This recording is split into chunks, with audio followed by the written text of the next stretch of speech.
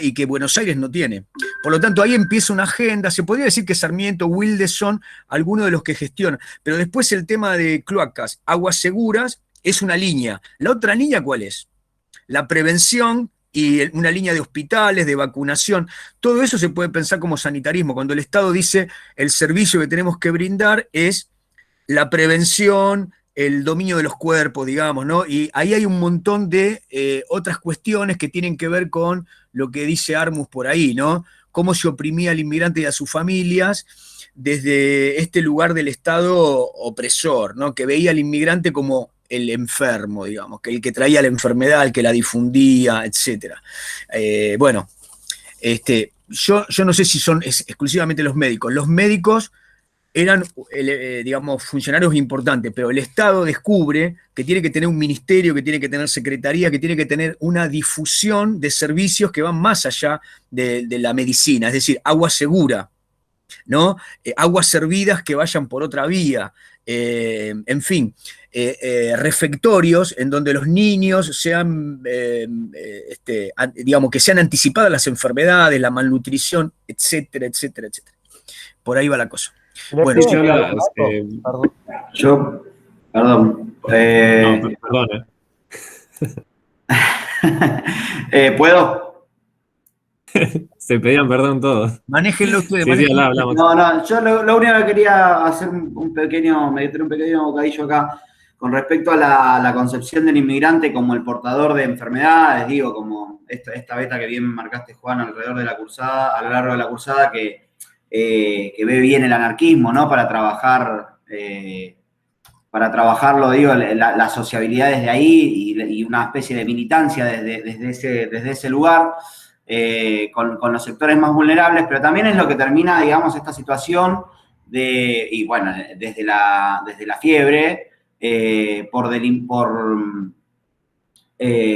determinar, digamos, la fisonomía de la capital. Digo, los conventillos de La Boca eran la zona más prominente, quizás cercana al puerto y de mucho recurso. El conventillo en realidad era un gran caserón para una familia única, y toda esa gente termina huyendo a sus quintas, que eran, digamos, terminan expandiendo la capital. Fundamentalmente la fisonomía de la ciudad cambia ahí un montón, y además cambia también por el sanitarismo, por toda la obra pública, que también tiene que ver con no solamente lo que mencionabas, agua, cloacas, sino también pavimentación, que una cuestión de salubridad también, digo, no visto como algo, no estaban tratando de cuidar los autos porque claramente no había, ni los ejes de la carreta, sino que era una cuestión de salud.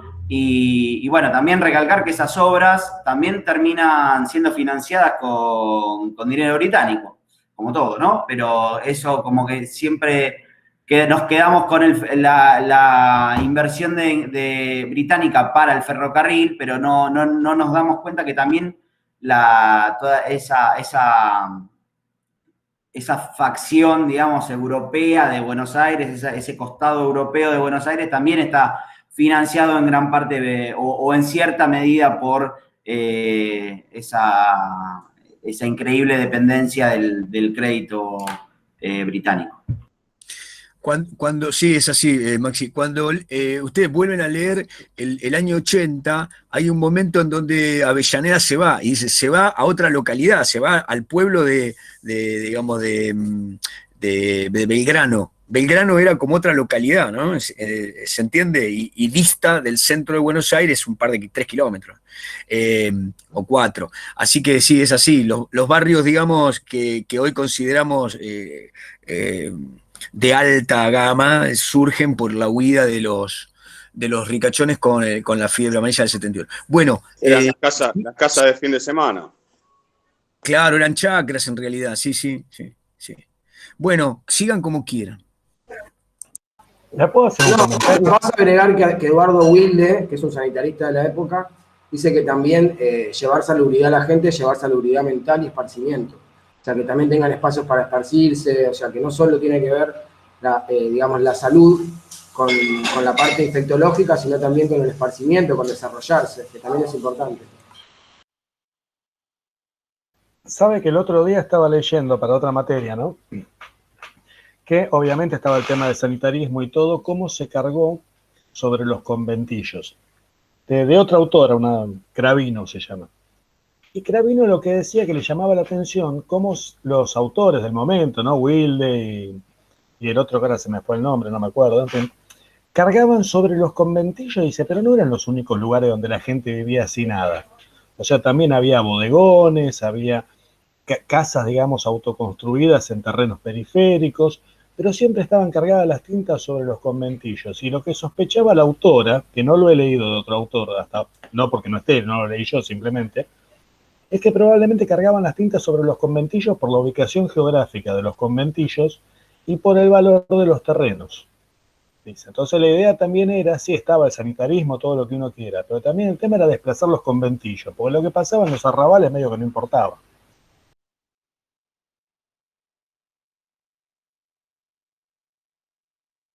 Uy, se escapó. Bueno.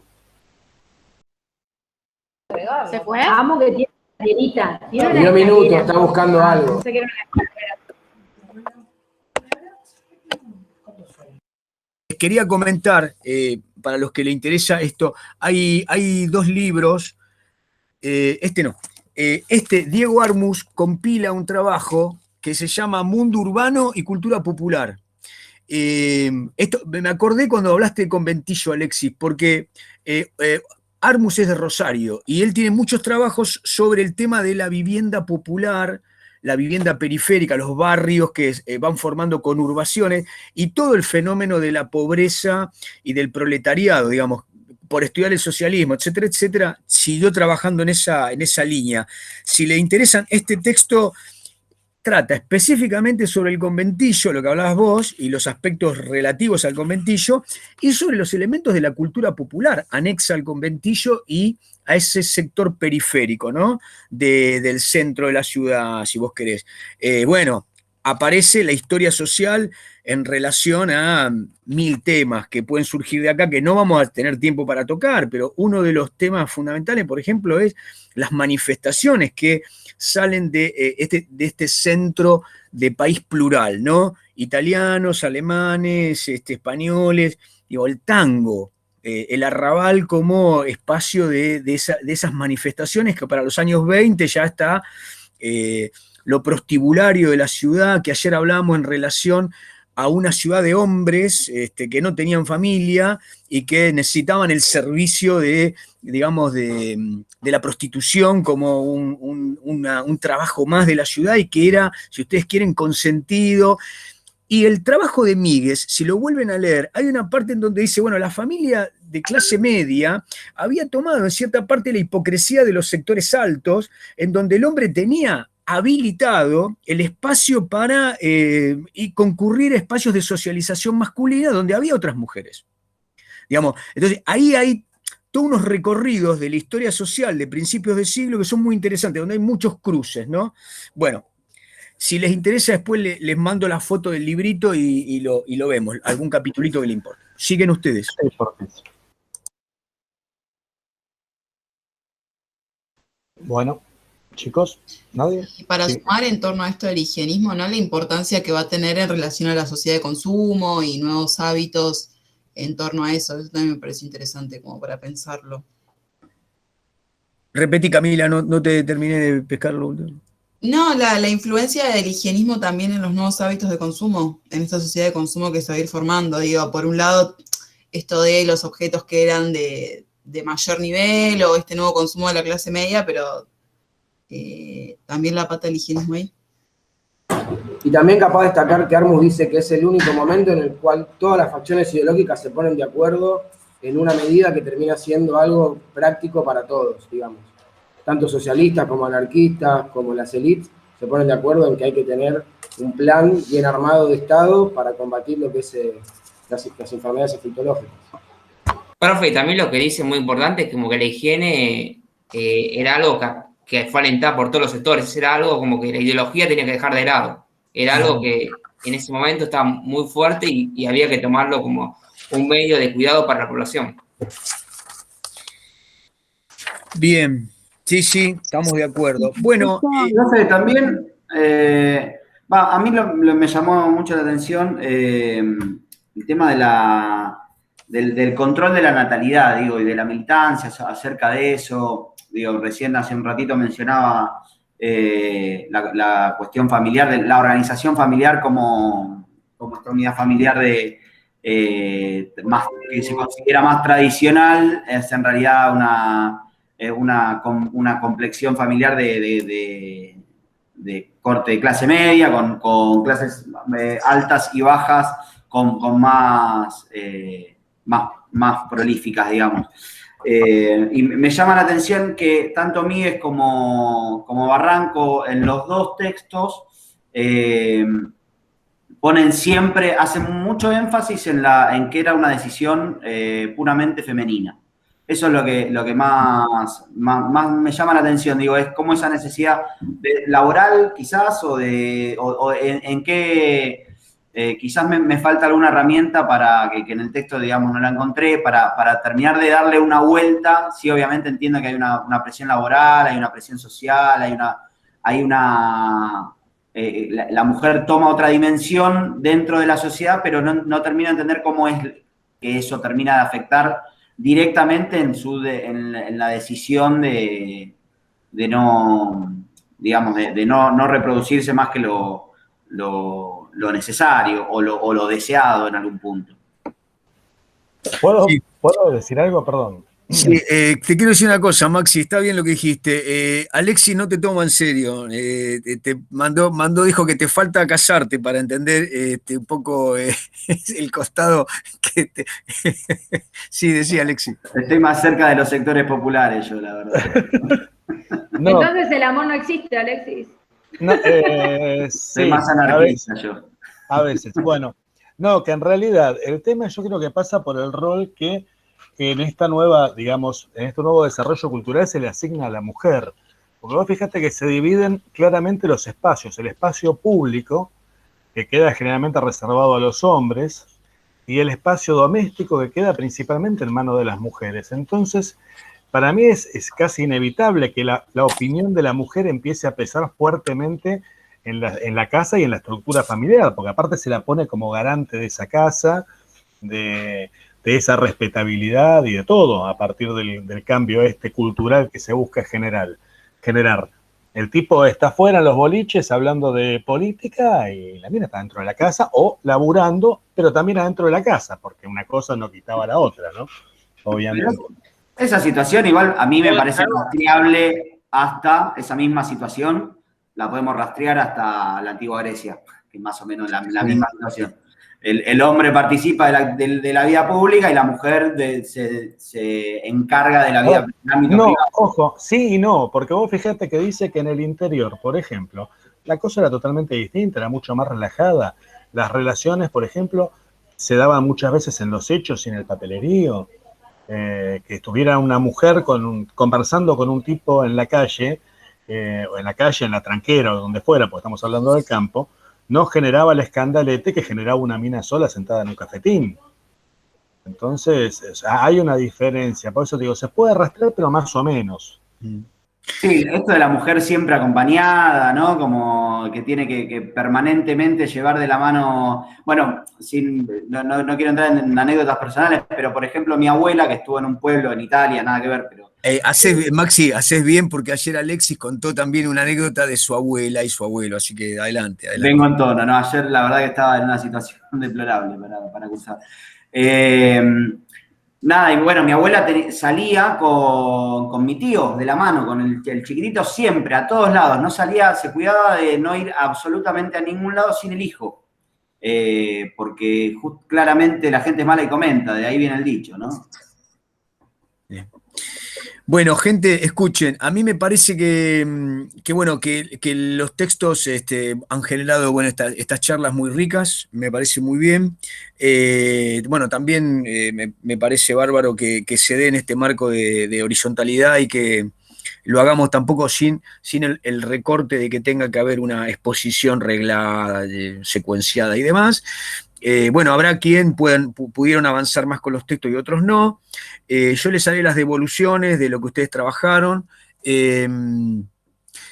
Me parece que de acá surgen varias líneas que no tenemos que abandonar. Yo diría, la expansión del capitalismo y la expansión del Estado, digamos, asociados a esa expansión, van determinando que los servicios que el Estado brinda a la población siguen jerarquizando, ¿no?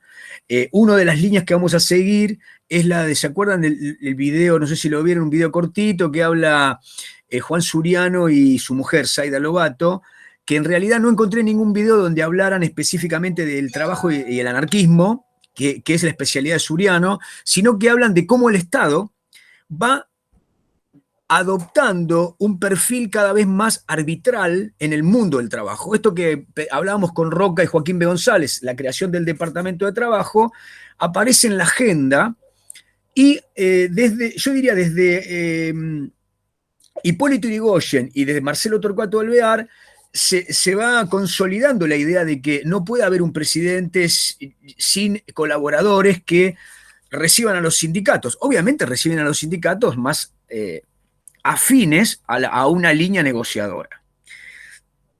Esa línea negociadora, lo que Zenén González y Fabián Bosover llaman el sindicalismo reformista a partir del año 22, tiene como línea mejorar algunos guarismos de la clase obrera, es decir, tener un margen de mejora en sus condiciones de trabajo, respeto de derechos, caja jubilatoria, ocio y mejorar los aspectos del ingreso. Por lo tanto, los más radicalizados, socialistas, pero sobre todo anarquistas y sobre todo los comunistas lo van a llamar esos gremios los gremios economicistas, es decir, le importan lo económico. Pero no ven al sindicalismo como un lugar desde el cual enfrentar al Estado y a la explotación que el Estado tolera del capitalismo en sí mismo. Sí, alguien me habló. Sí, yo, porque estoy interesado en, por citar Rosa, bueno, llegué a Bache, ¿no? Uruguay ballista. Sí. Y es más o menos la fecha, principio del siglo XX, primera década del siglo XX. Digo, está cruzando el charco y está acá. No hay una influencia, porque la verdad que es el vallismo como reformismo es casi hasta keynesiano antes de Keynes. Digo, es una cosa bastante progresista, más viniendo de un partido como el Colorado, un partido conservador, digamos, y con todavía luchando contra el caudillismo, digo, pero como en es como que se ve más en el vallismo la faceta progresista del liberalismo. Y quiero, en realidad, mi pregunta es si eso no llega a cruzar el charco en ningún momento. O sea, ¿no hay un diálogo con el Uruguay? Yo la verdad que lo desconozco. No, lo que sí veo que hay muchas historias comparativas que lo que hacen es pensar que hay un reformismo latinoamericano en donde entra Uruguay junto al irigoyenismo. Pero a mí me parece que el irigoyenismo es muy particular, digamos, ¿no? Por las cosas que hemos dicho acá, es muy particular. No llega a ser tan progresista, tiene una particularidad argentina también. Para el ascenso social que había en la Argentina, el índice o el coeficiente de faccionalidad que tienen nuestros gremios es muy alto, digamos, ¿no? Tienen mucho poder de fuego y el Estado se organiza para reprimir con un poder de fuego recíproco y más violento. Eso en otras sociedades no se ve de la misma manera, teniendo en cuenta que la Argentina tiene una potencia económica para los años 20.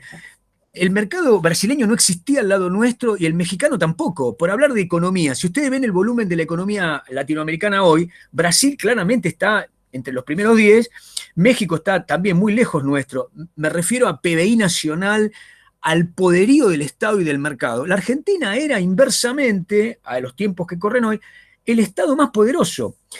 Y digamos que en términos de la redistribución que se viene dando para los años 20, estamos hablando entre Irigoyen y Alvear, eso indicaría, si hubiese reciprocidades entre la economía y la política, que como dice Maxi, el irigoyenismo pudiese haber distribuido mejor o haber generado políticas más progresistas. No. Lo que puedo decir No. Sin embargo, sí es cierto que el Estado irigoyenista y de ahí en adelante tiene como agenda que el Estado tiene que asumir la cuestión social, el trabajo y las relaciones con los sindicatos de manera estable. Y ahí lo que me parece es que los gremios más radicalizados pierden la batalla. El auditorio mayor de la Argentina va caminando por un centro que finalmente se convierte en sindicalista reformista y también en socialista reformista, que son los gremios que se suman al peronismo, discúlpenme el salto, se suman al peronismo en bloque para el año 43-44, ¿no? Los ferrocarriles, los gremios municipales, los grandes gremios, digamos, van al peronismo, ¿no? Pasan por ese sector. Ese me parece que es un tema que no tenemos que ver. Otro tema, me parece, la clase obrera y sus características. La clase media y sus características tienen que ser temas que no archivemos, dejémoslo ahí, digamos, calientes en la lectura de ahora, porque lo vamos a tener que tomar desde algunos ítems. Por ejemplo, en el caso de la clase obrera, bueno, los años 30 van a ser feroces en el término de la persecución, la represión y demás. Y en el caso de la clase media, digamos, de la misma manera, va a tener un crecimiento y una expansión, y ambas clases explican, si ustedes quieren, la historia social argentina respecto de el peronismo y el antiperonismo. Pero me parece que son vectores de la historia argentina del siglo XX que no tenemos que abandonar, tenemos que dejar ahí calientes, ¿no? Para volver a tomarlas, desde el punto de vista de la historia social. Y obviamente no tengo que decirles que la cuestión ideológica es fundamental. Me refiero a lo que vimos respecto del anarquismo que se va apagando, pero sobre todo del socialismo, del comunismo y del sindicalismo. Esos son elementos muy importantes. A mí me gustaría cerrar esta primera mitad. Les presento un esquemita que hice hoy medio de raje, como para entrar en un tema que nos falta. Yo creo que hoy lo vamos a empezar, por ahí no lo podemos terminar, pero bueno, allá vamos.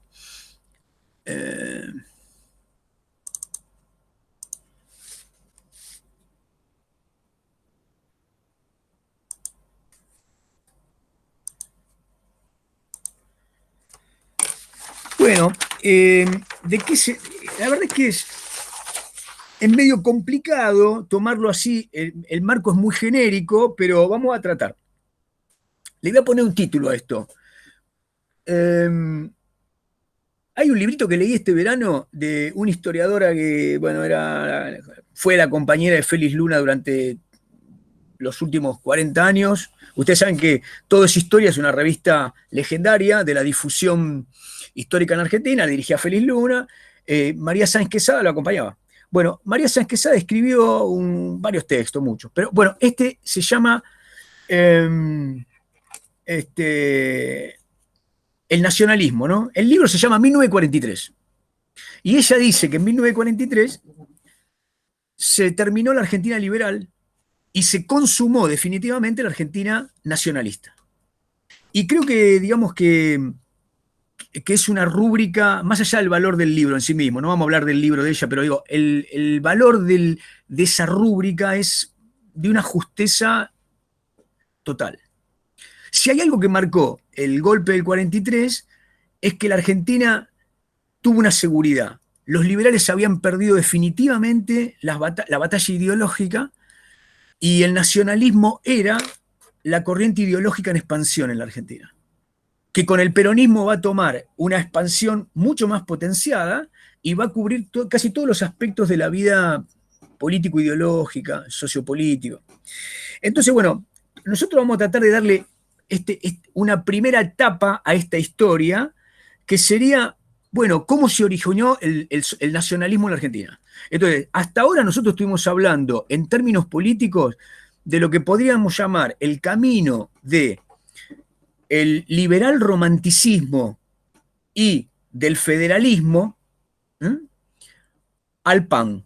¿Qué fue el PAN? Bueno, ¿se acuerdan que hablábamos que era variadas corrientes, variopintas corrientes ideológicas nutrieron el PAN?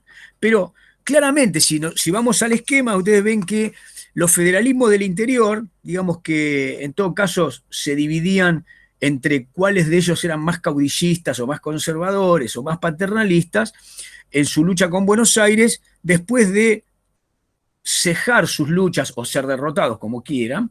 En el caso de las Montoneras, todos tomaron la línea del roquismo, hicieron finalmente una alianza, así que ese PAN y ese roquismo determinaron que nosotros estuviéramos hablando de dos vectores ideológicos, ¿no?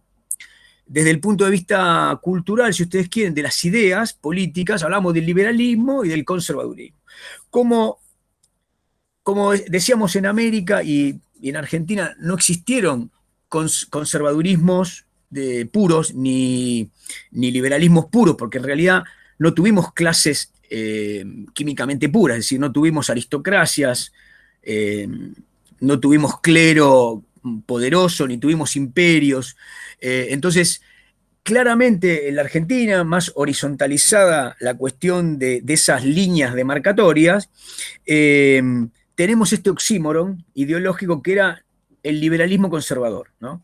Un poco, yo les había planteado que algunos autores dicen que los integrantes del roquismo a lo largo de los años 80, 90 y después durante el siglo XX, toman una corriente que es más utilitarista. Digamos, podemos marcar a Juárez Celman, a Cárcano y a otros.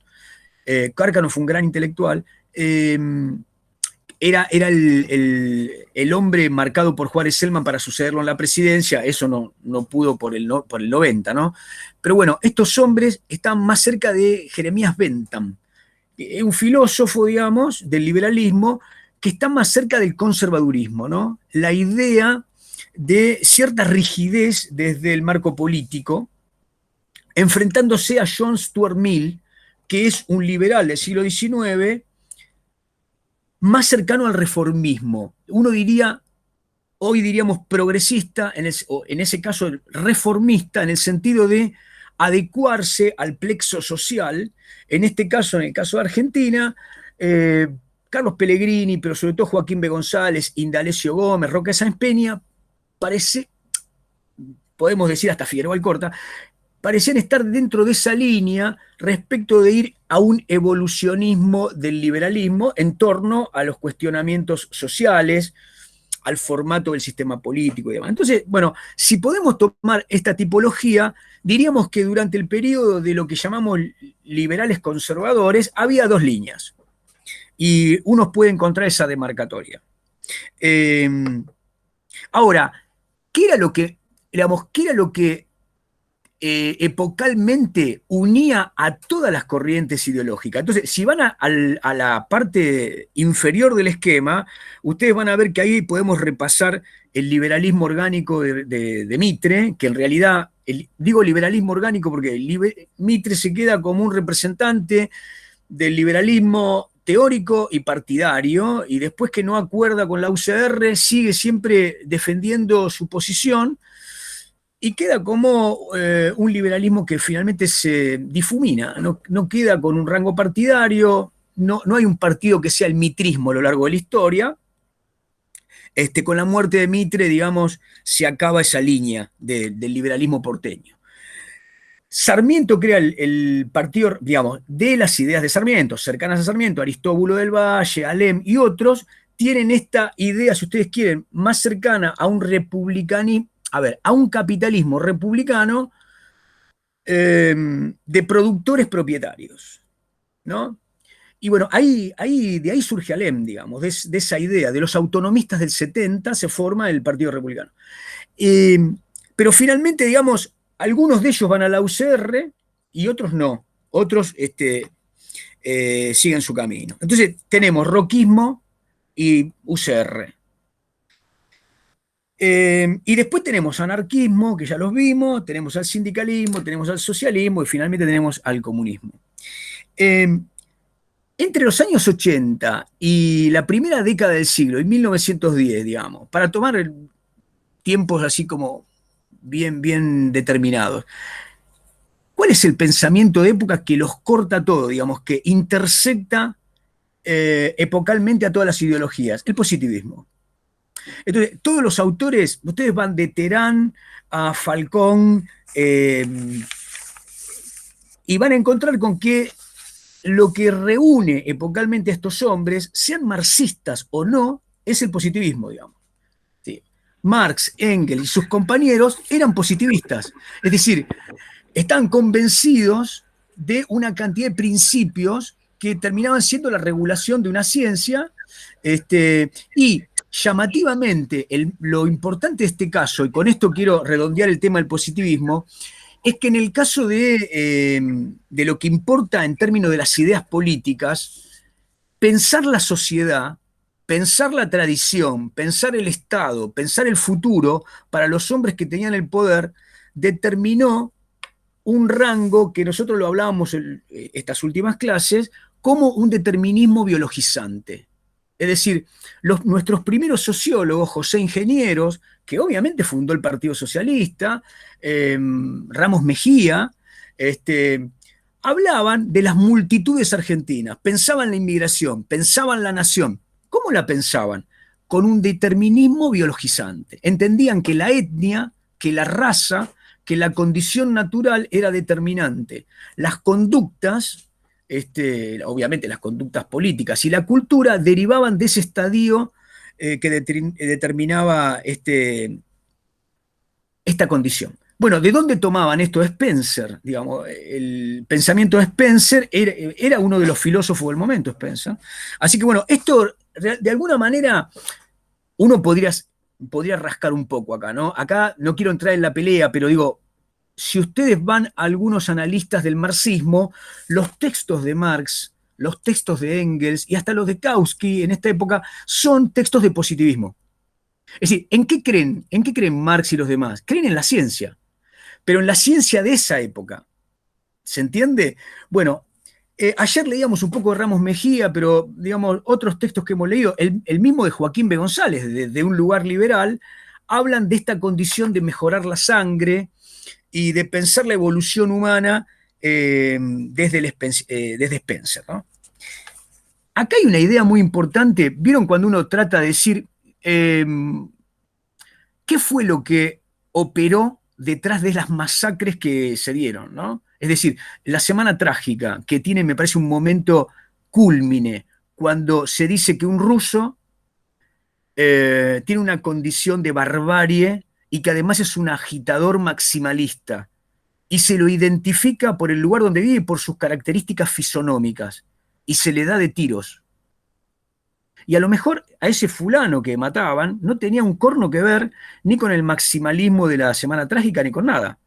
O sea, era una especie de pogrom. Ahí vemos sintetizado en 1919 un pensamiento que patologizaba un formato de ser social, digamos, el inmigrante más o menos vulnerado, más o menos en un conventillo, más o menos trabajador de una empresa y más o menos habitante de un conventillo, estaba patologizado, asociado como hombre extranjero, inadaptado y encima agitador. Por lo tanto, se lo reprimía. Acá se une una cantidad de circunstancias que son no las que Spencer proponía ni las que Ramos Mejía proponía, porque ellos hablaban en todo caso de ciencia. Lo que hay ahí es una, digamos, una aplicación de tópicos científicos que lo que hacen es pasar a la política de una forma xenófoba, represiva y racista, ¿no? Bueno, entonces digo, esto yo tomé 1919, pero tranquilamente podemos tomar la ley de residencia, la ley de defensa social y todo el marco represivo que se da en la primera década del 10, ¿no? Entonces, paremos un poquito ahí. ¿Qué es lo que está ocurriendo con los hombres que del socialismo, del radicalismo, del liberalismo progresista, digamos Joaquín B. González, Indalecio Gómez, Roque Sáenz Peña, Carlos Pellegrini, están en el Congreso, y los del liberalismo más conservador? Todos ellos se ponen de acuerdo con que la nación está en peligro. Y votan esas leyes, pero no las vota solamente el roquismo o el pelegrinismo, las votan los radicales, los votan los socialistas, se ponen de acuerdo que está en peligro la nación, y entonces ahí se dispara para, digamos, para los que hacen historia cultural, un elemento que empieza a congregar otra forma de pensar. Desde el liberalismo y desde el Estado roquista se piensa pensar en términos de defensa de la nación. Este es un elemento fundamental. Entonces, a mí me parece que tendríamos que entrar acá, en esta línea que dice transición del liberalismo al nacionalismo. Desde el punto de vista político, ¿qué implica esto? Que sectores de la élite, sectores del radicalismo y algunos sectores del socialismo ven que la condición del Estado Nacional es agredida desde un sector de la irracionalidad política y que para esto hay que defender un marco de tradición. Entonces, acá hay variadas respuestas. A mí las que me interesa que nos quedemos pensando son estas. El Estado, a partir del centenario, pero un poquito antes, tenía una serie de debates al interior. ¿El primer debate cuál es? Bueno, cualquier Estado, no un debate, el primer principio de un Estado es, bueno, hay que fundar un patrimonio simbólico. Digamos que el Estado Nacional tenía fundado un patrimonio simbólico con Mitre. Escribió la historia de Belgrano, escribió la historia de San Martín, fundó la Academia de Historia, la Academia, digamos, el tipo fundó los reservorios de los emblemas nacionales. Muy bien. Ahora, los que siguieron a Mitre siguieron debatiendo en torno a esos emblemas. Pero el Estado, al crecer y a enfrentarse a estas multitudes no nacionales que enfrentaban a la nación desde un lugar, llamémosle, cómodo. ¿Vieron lo que decía Ramos Mejía ayer, no? Este italiano viene, quiere ganar plata, se toma el palo, se va a Europa, vuelve cuando le conviene. Es decir, esta idea del gringo que no es nacional creó el criollismo. Pero el criollismo no es nuevo, digamos, el criollismo tenía un repertorio largo, digamos, José Hernández era uno, pero digamos, Lucio Mansilla, el sobrino de Rosas, ¿no? Estanislao Ceballos, Ernesto Quesada, Adolfo Saldías, paremos ahí. ¿Qué condimento tienen Quesada y Saldías? Parémonos en estos dos. Bueno, Quesada y Saldías son los que reponen el debate a Mitre. Dicen, bueno, a ver, el patrimonio del Estado Nacional, los emblemas de la nación tienen un problema. No incluyeron las guerras civiles de la manera que había que incluirla. Lo que hicieron fue exiliar a Rosas. Entonces, Adolfo Saldías escribe la historia de la Confederación Argentina. Escribe un manual excelente. Los que no lo leyeran en algún momento, léanlo, es un texto magnífico. Bueno, y se lo lleva a Mitre, Adolfo Saldías. Y Mitre le dice, esto ni lo voy a leer. Esto defiende a Rosas, yo ni lo voy a leer. Y unos años después, unos cuantos años después, se lo repone en la historiografía. Entonces, podríamos decir que Saldías y Quesadas empiezan a reponer en el patrimonio simbólico de la patria, de la historia nacional, a Rosas como un elemento que ingresa en ese momento equilibrando a la Argentina desde el lugar criollista. Introduce elementos previos al liberalismo romanticista europeísta. Sí, defiende lo vernáculo, defiende lo que existía, defiende al gaucho, al negro que estaba con Rosas, al mulato, está en contra de los bloqueos francés, inglés, etcétera, ¿no? ¿Se entiende? Sí, ahí hay un momento de cierta oposición a ese patrimonio, pero que cae justo para un momento en donde el Estado necesita reponer culturalmente un patrimonio propio. Porque lo que ha ocurrido desde 1880 y pico a 1910 es que el Estado, digamos que es la forma de la nación, no puede abrazar a esta multitud amorfa que configuran la cantidad de nacionalidades que ha invadido a la Argentina. Entonces digo, esto por un lado, digamos, Hernández, Estanislao Ceballos, Lucio B. Mansilla, traen también desde la literatura y desde los registros descriptivos, las narraciones, bueno, traen a los ranqueles, traen una patria medio olvidada, ¿no? Entonces, ahí culturalmente tenemos que recordar que estos hombres pertenecen a la generación del 80, no son de otra época, empieza a cocinarse dentro del liberalismo, porque todos los que les mencioné son todos liberales. Uno podría dudar de Hernández, digamos, ¿no? Pero bueno, de cualquier forma, tienen un consenso de la élite que es la modernización. Uno podría decir que forman parte del primer debate interesante acerca de cómo los liberales empiezan a pensar en un patrimonio que defienda a la nación ante esta invasión inmigrante, ¿no? Pero paralelamente, digamos, otra parte del Estado, digamos, los hombres de letras, lo que están haciendo es no solamente leer a Comte, sino que leen otros autores, otros filósofos de la época, son Taine, se escribe Taine, y Renan. ¿Qué plantean Taine y Renan? Bueno, desde la historiografía y desde la ciencia política plantean, bueno, el Estado tiene como patrimonio la historia y la raza y la tradición. Y acá me parece que hay fundamentos muy sólidos para empezar a pensar en cómo desde lo cultural las élites van virando hacia formatos de difusión de la nación como un servicio, pero también como un control. A ver si lo digo más o menos claro. Estos autores, Renan, Taine, lo que dicen es, la nación se defiende, obviamente con la guerra, con la diplomacia, pero el patrimonio simbólico de la nación se defiende difundiéndola. Entonces, lo que los liberales entienden como una transición en esta primera etapa a la defensa de la nación es un sistema educativo que imponga los emblemas nacionales. La historia, la geografía, la literatura nacional es un arma de lucha contra los inmigrantes. No se olviden de esto que les dije el otro día. Los radicales también eran criollistas, ¿eh? No se bancaban mucho al inmigrante puro. Hay ahí un condimento en el radicalismo que no digo que coincida con lo que estoy diciendo de la élite. Muy bien, entonces pongamos en línea.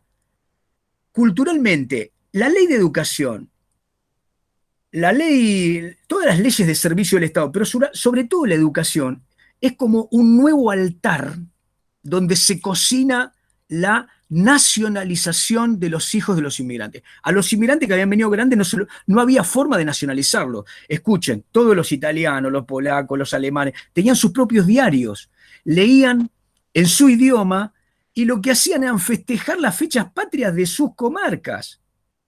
Entonces teníamos como pequeñas naciones dentro de cada espacio cultural.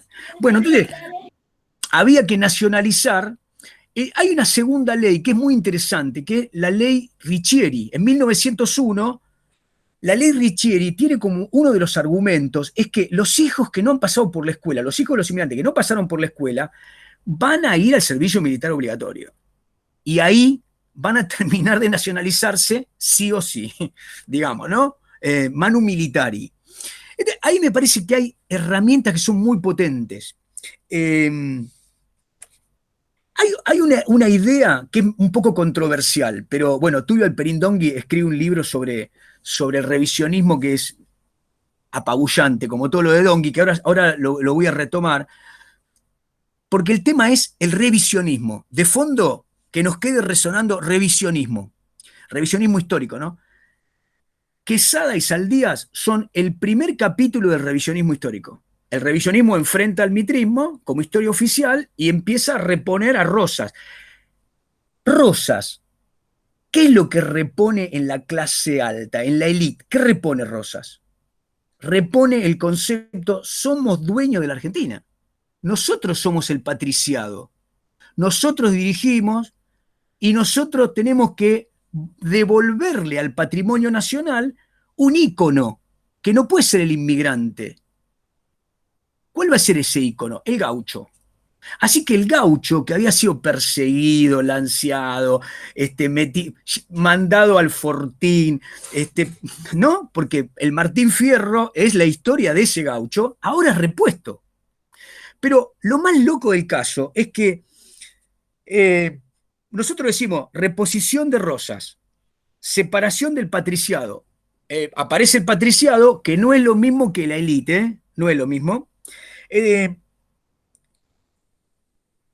Entonces, ¿cuál sería el próximo capítulo de esta transición del liberalismo al nacionalismo? Bueno, para el centenario hay tres figuras de la cultura argentina que son insoslayables, ¿no? Yo diría, Manuel Gálvez es una de las figuras centrales de la de lo que podríamos llamar padres del nacionalismo. Manuel Gálvez escribe una biografía de Rosas y una biografía de Hipólito Yrigoyen, porque Manuel Gálvez, aparte de ser un gran novelista, es un gran hispanista. Escuchen, ¿se acuerdan cuando yo les hablaba de Yrigoyen, que era católico y era ferviente hispanista? Entonces, ¿qué hace Gálvez? Encuentra a ese líder, Yrigoyen, que de alguna manera se vincula con el otro líder, Rosas. Esta línea en ese periodo era muy fructífera, pero en el marco cultural. Ahora, ¿qué pasa con Gálvez? Gálvez es un hombre muy hispanista, es católico, es uno de los padres del nacionalismo, desde la literatura y desde las ideas políticas. Pero hay dos hombres más activos que Gálvez políticamente. Uno es Ricardo Rojas. Ricardo Rojas, imagínense, ¿no? En la Biblioteca Nacional, un hombre que de alguna manera, igual que un tiempo atrás Paul Grusac, ahora él era el gran crítico de la literatura y de las ideas políticas. Bueno, ¿qué dice Ricardo Rojas? Bueno, Ricardo Rojas tiene una idea San Martín y de la patria, pero es un gran defensor de la educación nacional como principal vector de la nacionalización del inmigrante, ¿no? La idea de que la historia y la educación son una pedagogía social y por ende una pedagogía política. Ricardo Rojas es el segundo padre del nacionalismo. Y para terminar, digamos, la gran pluma de fines del siglo XIX, Leopoldo Lugones, es el hombre que no solo habla del nacionalismo como corriente que defiende la patria, defiende la nación, sino que le suma un elemento que me parece a mí es el más controvertido y es el que finalmente termina operando. ¿Qué dice Leopoldo Lugones a lo largo de sus obras, digamos, del centenario en adelante? Dice primero que hay que repudiar al utilitarismo burgués. Es decir, Leopoldo Lugones entiende, recuerden que Leopoldo Lugones fundó el Partido Socialista, igual que José Ingeniero, ¿no? Se inició su carrera, digamos, como hombre público en el socialismo. Entiende que hay que terminar, o sea, o repudiar o luchar contra la burguesía utilitarista. Pero a la vez es el periodo en que recrudece el maximalismo violento, ¿no? De las ideas bolcheviques, anarquistas. Leopoldo Lugones dice que hay que luchar de la misma forma contra este maximalismo que ataca a la nación. Lo llamativo es que Lugones es un hombre ateo, pero al correr de los años 20, Lugones directamente va a ser un hombre que introduce en el pensamiento nacionalista las ideas del totalitarismo europeo, ¿no? Es decir, por lo menos se puede decir sin duda que Manuel Gálvez y que Lugones tienen una mirada de cierta cercanía y de filiación con el fascismo y con las ideas del nacionalismo que hace de la nación y del Estado una totalización. Está claro que, para cerrar más o menos la idea de la clase de hoy, Leopoldo Lugones es el que escribe, si ustedes quieren, el texto más claramente antidemocrático y más tendiente al golpe de Estado contra el irigoyenismo, ¿no? Que es La Hora de la Espada. En todos los textos ustedes van a encontrar Manuel Gálvez, Ricardo Rojas, Leopoldo Lugones, padres del nacionalismo. Ahora, esto tiene un capítulo anterior, ¿no? Bueno, para este momento, ¿qué podemos decir del nacionalismo en términos de la dinámica política? Si ustedes van acá, debajo de transición del liberalismo al nacionalismo, ven que aparece Iglesia y Ejército. Bueno, digamos que la cuestión social, ¿se acuerdan que habíamos hablado tanto respecto de, se había llevado al Parlamento desde la ley de residencia, pero sobre todo mucho más después de 1909, ¿no? En 1910, trae como un elemento fundamental el hecho de que la Iglesia empieza a lanzar la idea de, después de un par de encíclicas papales, la idea de intervenir, de intermediar en el mundo del trabajo. La Iglesia tiene la idea de generar una corriente de subsidiariedad económica de que, digamos, los empresarios y los hombres públicos traten de morigerar la explotación, traten de crear cadenas de cooperativismo y de ayuda, de solidaridad con los hombres del trabajo. Junto con esta idea que aparece en la Iglesia Católica Argentina, aparece Manuel Carles creando la Liga Patriótica por un lado y la Asociación del Trabajo por otro. O sea, el formato que tuvo la idea de la Iglesia se la dio Manuel Carles, Asociación del Trabajo. ¿Qué era la Asociación del Trabajo? Si tienen un minuto les leo.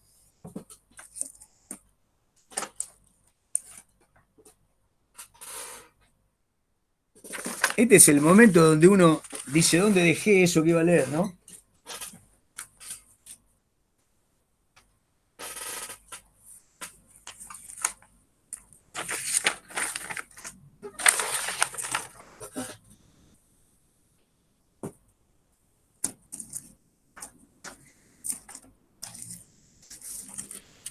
Bueno, Asociación del Trabajo. Esto es de 1920. La conveniencia y la necesidad de las asociaciones patronales. Los movimientos obreros actuales se caracterizan por la violencia. Se ha dicho, hablando de ellos en nuestro país, que responden a una tendencia universal encaminada a obtener por procedimientos netamente subversivos un cambio en la estructura social de la época. Guarden esa palabra, la palabra subversivo, 1920. Es que el sindicalismo está perfectamente seguro del poder de sus organizaciones. La actuación colectiva, sustituyendo el esfuerzo individual, ha dado un poder enorme a las organizaciones cooperativas de los trabajadores. Basados en la solidaridad, no siempre práctica, y teniendo en cuenta la defensa de los intereses proletarios, los dirigentes sindicalistas, después de agrupar la masa obrera en torno de sus asociaciones de oficio, la han lanzado en una senda de exageraciones y violencias. Estas sociedades no trepidan en aumentar cada vez más el número de sus reivindicaciones y, ensoberbecidas por los éxitos alcanzados, amenazan a cada paso con la huelga general, el boicot y el sabotaje, fórmulas predilectas del sindicalismo anárquico que hoy predomina. Esto ocasiona un primer perjuicio al patrón y a los obreros. Si el industrial desea reanudar las tareas y hasta logra conseguirlo por medio de personal nuevo, cosa esta muy difícil de lograr para un capitalismo aislado, se declara un boicot al establecimiento.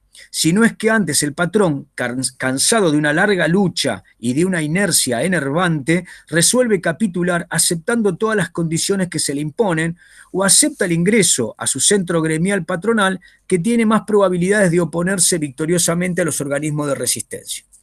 Es exactamente lo que ha sucedido con la Asociación del Trabajo, que no es, como se dice, un improvisado obstáculo contra las pretensiones de los obreros asusados por los sindicatos de resistencia, sino una federación de centros patronales, algunos de ellos de larga y provechosa actuación anterior a la fusión reciente. Es necesario constituir asociaciones patronales capaces de sostener con ventaja los principios de armonía y concordia frente a la prédica revolucionaria de los sindicatos, capaces de oponerse a una exigencia absurda y de otorgar una mejora cuando sea procedente. Formar parte de instituciones de esta índole no significa, como lo creen los timoratos, odiar al obrero.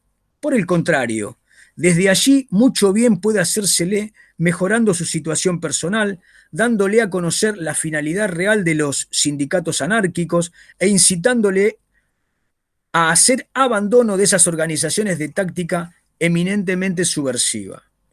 Este es el boletín de servicios de la Asociación del Trabajo del 5 de febrero del año 20. Bien, ¿qué está diciendo la Asociación del Trabajo? Bueno, vamos a llamar empresarios para que los empresarios tengan más fuerza. Básicamente lo que operaba en la realidad es que esta Asociación del Trabajo colectaba trabajadores que eran rompehuelgas. Cuando había una huelga muy importante, esta Asociación del Trabajo se encargaba de llevar obreros que reemplazaran el boicot del resto de los trabajadores, ¿no? Bueno, pero Carles no terminó ahí, sino que Carles lo que va a hacer es fundar el Congreso Nacionalista. La primera vez que la palabra nacionalismo aparece con fuerza legal, no cultural, ¿no? Yo estoy hablando hasta ahora de ideas culturales.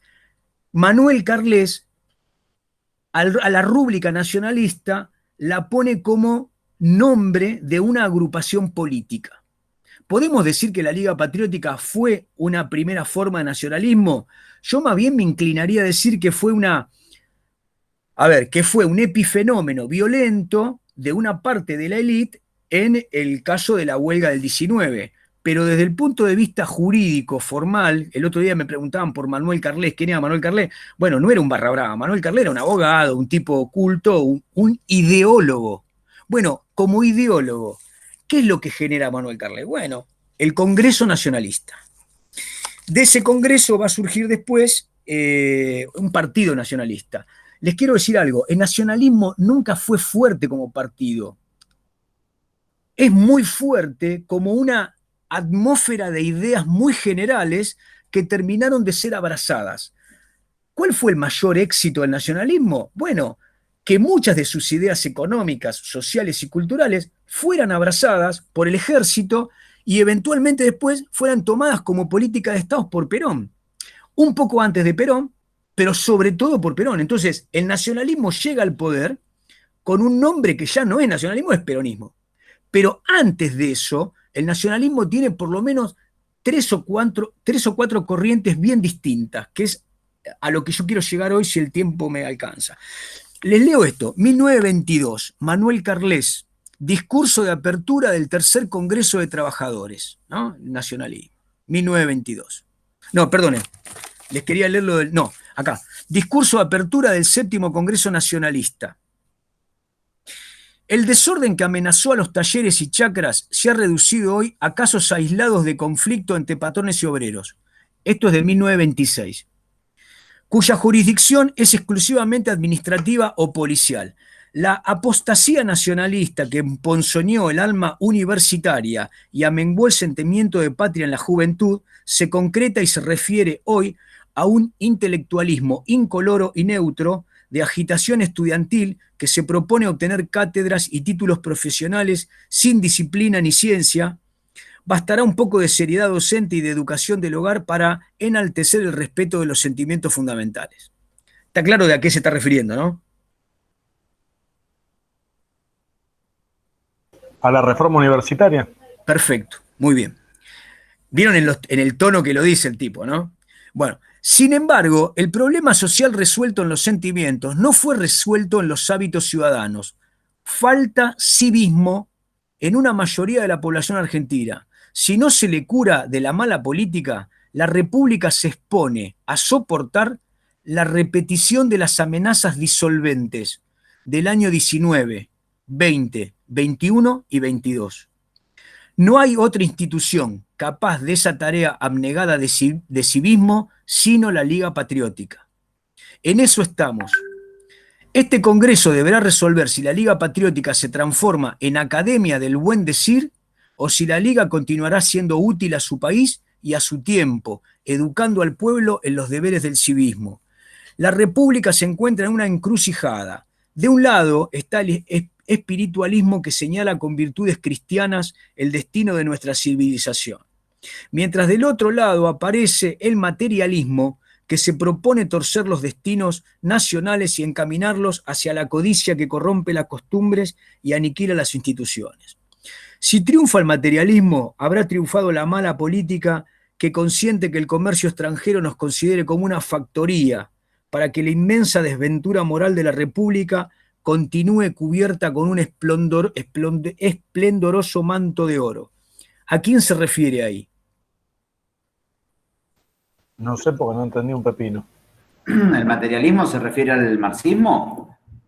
No, no, no. Acá usa la palabra materialismo para referirse a la burguesía. Este es un punto, escuchen. El nacionalismo de los años 20 en Europa y acá en la Argentina se considera revolucionario. ¿Contra quiénes quiere hacer la revolución? Contra la burguesía liberal y contra el maximalismo bolchevique. Ambos son sus enemigos. Si quieren, vuelvo a leer para que... Dice, la República se encuentra en una encrucijada. De un lado está el espiritualismo, que señala con virtudes cristianas el destino de nuestra civilización, mientras del otro aparece el materialismo que se propone torcer los destinos nacionales y encaminarlos hacia la codicia, que corrompe las costumbres y aniquila las instituciones. Si triunfa el materialismo, habrá triunfado la mala política que consiente que el comercio extranjero nos considere como una factoría. Comercio extranjero, factoría. Para que la inmensa desventura moral de la República continúe cubierta con un esplendoroso manto de oro. Estas palabras, ¿no? Factoría y comercio exterior, es una larga prédica que el nacionalismo va a comenzar ahora y va a seguir durante los años 30 como antiimperialismo de derecha, ¿no? Sobre todo contra Gran Bretaña. El espiritualismo o civismo fundamental no debe ser de imitación, de esnobismo, porque no estamos en Francia, ni en Inglaterra, ni en Italia, ni en Alemania. Somos nosotros, como somos, con todos nuestros defectos y virtudes. ¿Cuánta ignorancia denuncian universitarios, parlamentarios, publicistas cuando dicen que la Constitución argentina nació como Minerva, dotada de todas las armas, por haber sido copiada de otras constituciones?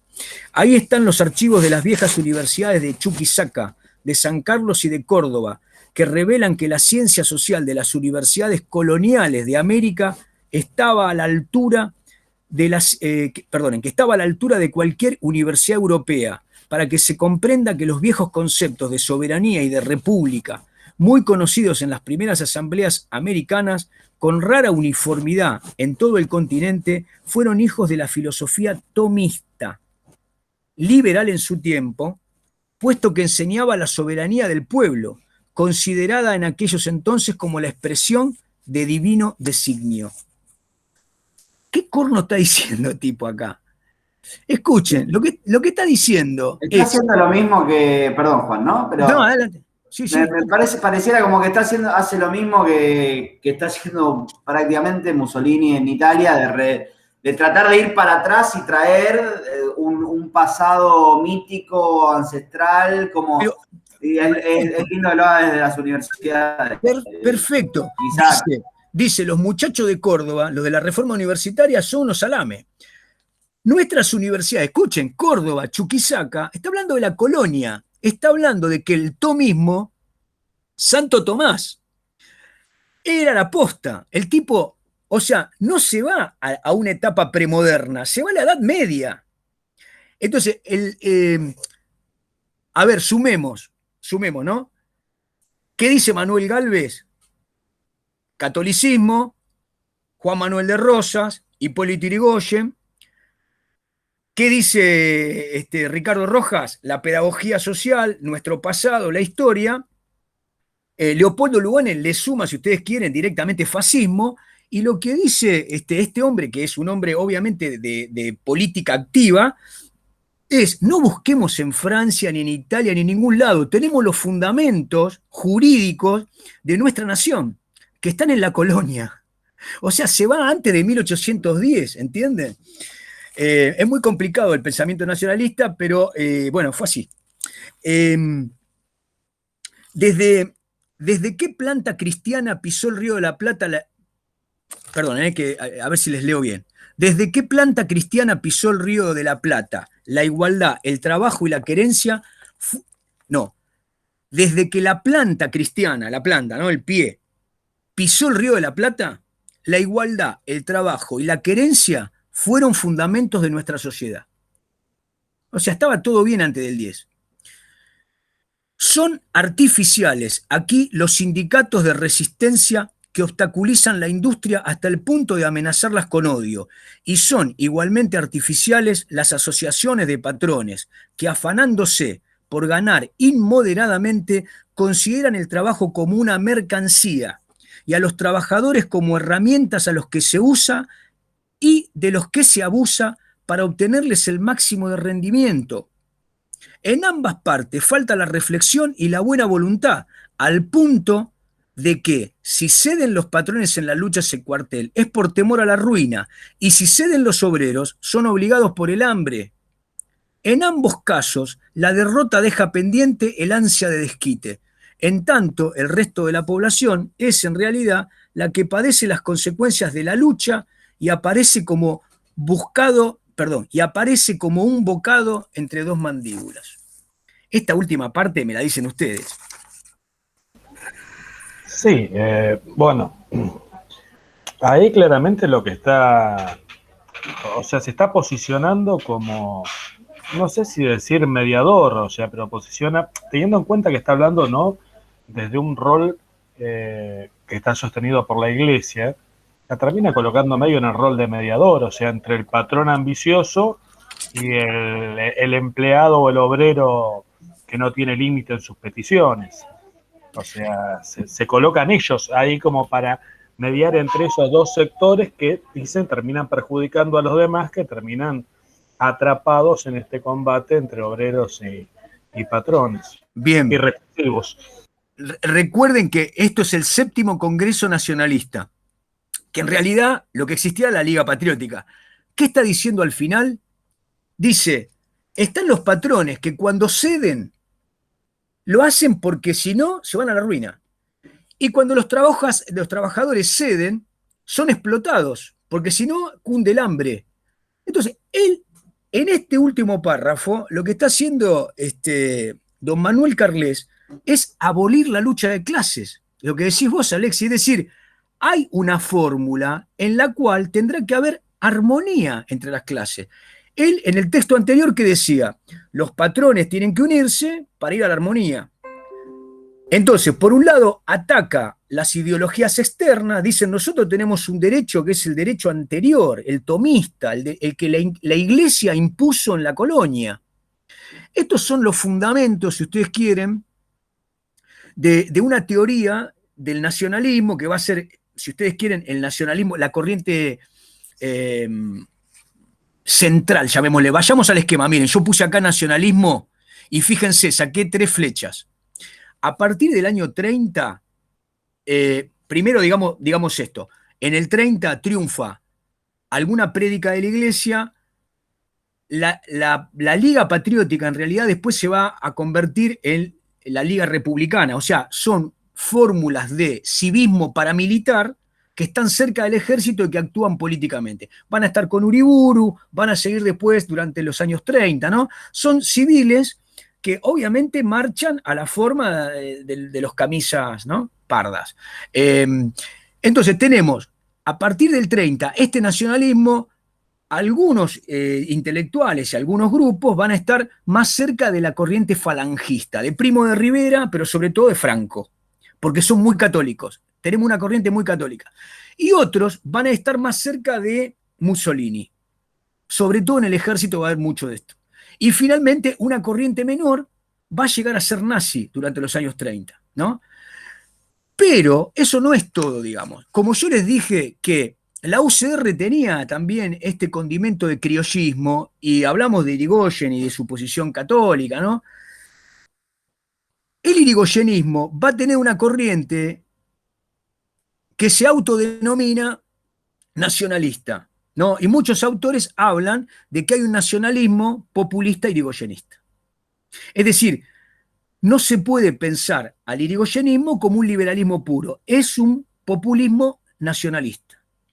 Bien, unida a esta idea del populismo irigoyenista nacionalista, sobre todo porque a partir del 28 Irigoyen defiende el tema del petróleo, ¿no? Tiene posiciones neutrales frente a los conflictos externos, aparece en los años 30 la corriente de Forja, que son irigoyenistas que crean, digamos, la fuerza renovadora, ¿no?, de la juventud radical, que empiezan a denunciar al radicalismo que se ha quedado con Justo y con Ortiz, y desde ahí, desde posiciones nacionalistas, antiimperialistas, lo que hacen es crear un nacionalismo antiimperialista de izquierda. Por ejemplo, Jauretche o Scalabrini Ortiz son representantes de un antiimperialismo de izquierda. Es decir, lo que hacen es develar el imperialismo británico y las condiciones, digamos, de dependencia que tuvo la Argentina hasta los años 30. Entonces, hay una corriente de forjistas que con el tiempo se van a sumar al peronismo. Entonces, ahí tenemos una línea para cruzar un nacionalismo que no es un nacionalismo estrictamente de derecha, autoritario, con un nacionalismo que va a terminar siendo el peronismo. Bien, digamos, lo que quiero es presentarles el paneo, ¿verdad? Ahora, lo más interesante para terminar el 30 es que ustedes cuando lean los textos vuelvan sobre esta transición de los liberales a un nacionalismo que primero es tenue, pero que después se va corporizando como una atmósfera general. ¿Qué es lo que dispara? Lo que dispara muy profundamente al nacionalismo, uno podría decir, y acá quiero que ustedes lo lean de lo que trabajan con Haku y lo que trabajan con Americana, está claro que acá hay una vertiente muy poderosa de la Primera Guerra y sobre todo de los años 20, del avance de Mussolini y sobre todo de algunas corrientes que desde la Iglesia y desde los mismos sindicatos planteaban un crecimiento del Estado, el llamado sindicalismo de Estado. El Estado ya tenía que estatizar los gremios y tomar en su mano la cuestión de la lucha de clases. Acá me parece que hay otro debate que todavía, digamos, lo tenemos que dejar acá, lo retomaremos a la vuelta, pero que es muy importante. Y por último, para terminarlo, si ustedes me tienen paciencia, 2 minutos más, si vemos el esquema en la parte inferior, el anarquismo, el socialismo, el sindicalismo, ¿cómo se ubicaron respecto de lo que llamamos nacionalismo, ¿no? Bien, bueno, va a haber, obviamente, desde un punto de vista hipotético, tómenme esta hipótesis. Hay organizaciones sindicales que son de izquierda, revolucionarias, que acá yo las coloreé con un color más llamativo, y otra que es más reformista, que es la que estuvimos hablando, que se burocratiza, que se acerca obviamente al irigoyenismo. De ambas hay cruces con el nacionalismo. Pero si ustedes se fijan, esta organización anarquista, en menor medida socialista y comunista, va a ser la que nutra al Partido Socialista y al Partido Comunista. Ambos, Partido Socialista y Partido Comunista, son los principales contradictores del nacionalismo. En los años 40, los principales partidos que enfrentan al nacionalismo creciente, al nacionalismo fascista, al nacionalismo después peronista, son el Partido Socialista y el Partido Comunista. Fíjense que acá yo les presento claramente una oposición. Ambos van a unirse a los partidos, a la UCR, a los propios conservadores contra el peronismo, porque se consideran internacionalistas. Tanto el Partido Socialista como el Partido Comunista se consideran internacionalistas. Uno reformista, otro revolucionario. Y por último, la última línea de la UCR, hay una línea que fíjense que está acá y que sigue acá. Es decir, el radicalismo también va a tener una línea de lo que se llama liberalismo nacionalista. Es decir, sectores que van a seguir teniendo principios de su ideología atados a la economía abierta, a la libertad de comercio, a respetar las reglas del mercado, mientras que en el ámbito político y en el ámbito de las relaciones exteriores van asumiendo características de lo nacional. Para que, como dicen distintos autores, pero sobre todo a mí me gusta más que nada Juan José Sebrelli, a partir del 43 lo que tenemos es claramente en la Argentina un dominio ideológico del nacionalismo, ¿no? Como fuerte corriente. Bueno, ¿de dónde podemos sacar los datos para esta transición del liberalismo al nacionalismo? Bueno, de distintos autores. Después iremos charlando a medida que retomamos a la vuelta, pero más o menos esta es la idea para que nos queden claramente las 3 grandes familias que después del 30 van a estar presentes, ¿no? Los liberales conservadores, la izquierda, la familia de la izquierda y la familia de la derecha, que es muy complicada, llamémoslo nacionalistas en general, ¿verdad? Bueno. ¿Preguntas?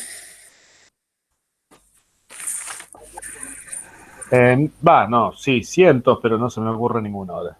Profe, yo tengo una pregunta. Dale. Que no lo quise interrumpir. Dale. ¿Qué diferencia entonces había entre el patriciado y la élite?